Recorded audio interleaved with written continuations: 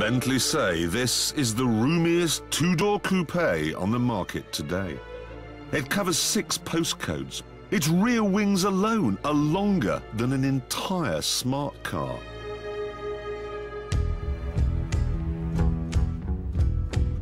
Of course, when you're driving it, it feels very small. I don't mean small, do I? That's the wrong word. I mean enormous. Honestly, I was driving it down a sort of normal B road the other day, and it gave me some idea of what it would be like to try and park the moon. But strangely, it's not the size that overwhelms you most of all. It's the attention to detail. On average, it takes a swarm of robots about 9 hours to make a small hatchback like this. With the Bentley, though, things are a bit different. The whole back end has to be assembled by hand because the shape is just too complex for a machine to understand. 16 cows had to lay down their lives to produce enough leather for this one car, and it takes 125 hours to stitch it all together. It takes 2 days to polish all the stainless steel trim pieces, and 130 hours to make the roof lining. Honestly, it probably would have been easier to just take Blenheim Palace and put some wheels on it. To make the carpet, 16 sheeps had to have a haircut, and for the dashboard, 107 square feet of 80-year-old walnut was needed. The upshot is that it takes 14 times longer to make a Brooklands than it does a normal £10,000 hatchback. So you'd expect it to cost 14 times more, £140,000. But in fact, it costs getting on for £240,000. And that's before you start with the options list. The special Flying Bee bonnet emblem, for instance, is £2,136. Ceramic brakes are getting on for £20,000. It is therefore very expensive, but then it is very special. In a normal supercar, you get to where you're going very quickly. In this, it feels like you've arrived before you've set off. You really do feel when you're at a Brooklands that you are completely isolated from the rest of the world. And that's because you are. Let me give you an example of what I'm on about, okay? When we're down at the track, I'm always given one of these walkie-talkies so I can talk to the crew, okay? And they always work fine, never miss a beat. But in this, you can't get a signal. Hello? It doesn't work. Hello? Hello? See what they mean about it being lonely at the top.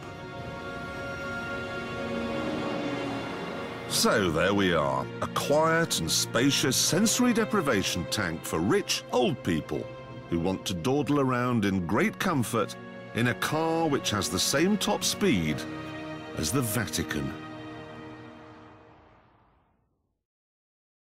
So what, you may be wondering, is it doing with a sport button?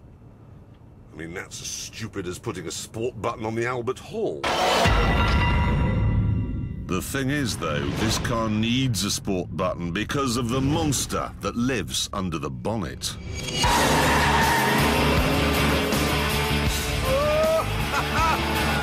Designed to run on coal in the reign of King Edward II, this 6 3/4 litre V8 was originally meant to produce no more than 200 horsepower. In the Brooklands, though, it's producing 530 horsepower. And if you use the Continental Measuring System, more than 1,000 torques. The effect is profound. Listen to that. That is the sort of sound scientists create when they want to set off earthquakes. You drive one of these things through California, San Francisco is going to end up in the sea. Of course, it isn't the most delicate car in the world. Oh my God.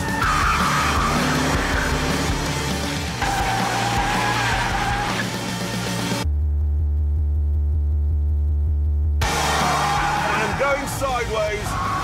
I am power sliding a Georgian tall boy.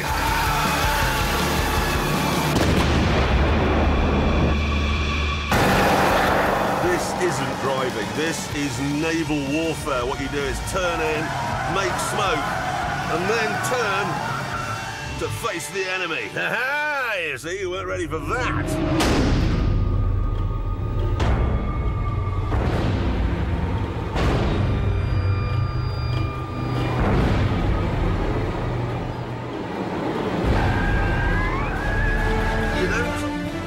Wonder at how it does what it does. You just marvel at the fact that it can do it at all.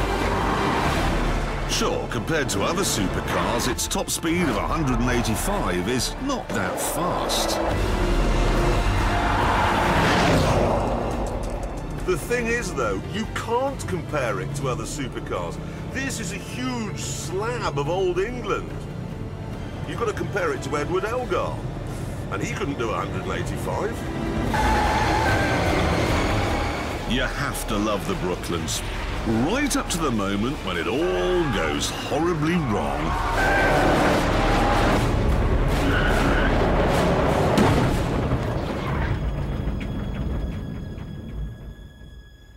Ah, I think one of the tyres may have just let go.